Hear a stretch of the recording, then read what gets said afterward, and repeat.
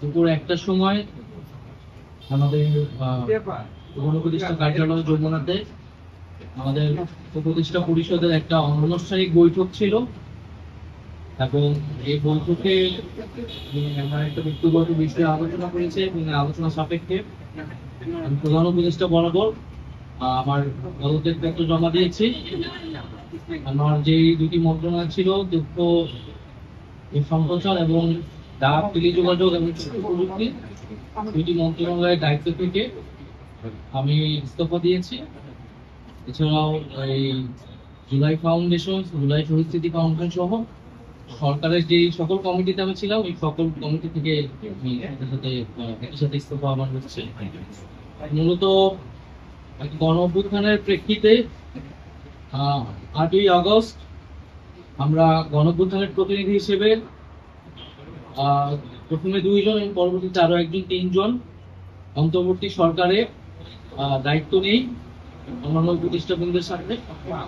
তখন দেশের জাতীয় নিরাপত্তা এবং গণ অভ্যুত্থানের আকাঙ্ক্ষা বাস্তবায়নের লক্ষ্যে আমাদের সেই সময় দায়িত্ব গ্রহণ করাটা আমাদের কাছে মনে হয়েছিল যৌক্তিক।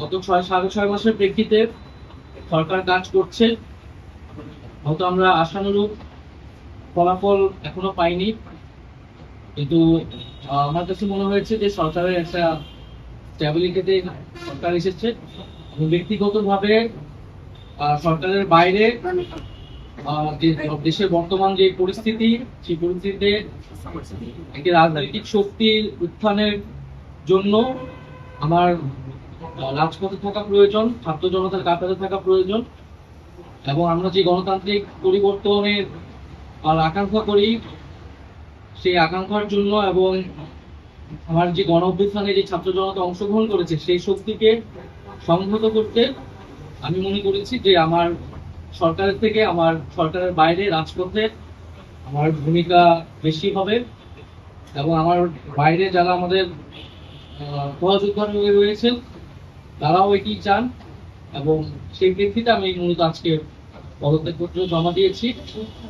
গত 6 মাসে আমি আমার জায়গা থেকে চেষ্টা করেছি কাজ করে যাওয়ার। 2টি মন্ত্রণালয়ের বাইরেও অনেক অতিরিক্ত দায়িত্ব আমাদের পালন করতে হয়েছে। আমরা চেষ্টা করেছি এবং মন্ত্রণালয়গুলোতেও আমরা কিছু কাজ করেছি, সেই কাজের ফলাফল হয়তো সামনে জনগণ পাবে। 6 মাস খুবই কম সময়, তারপর আমি চেষ্টা করেছি আমার কাজ আর ফলাফল সেটা মূল্যায়ন করবে। আজকে থেকে মূলত আমি সরকারের কোনো দায়িত্বে নেই।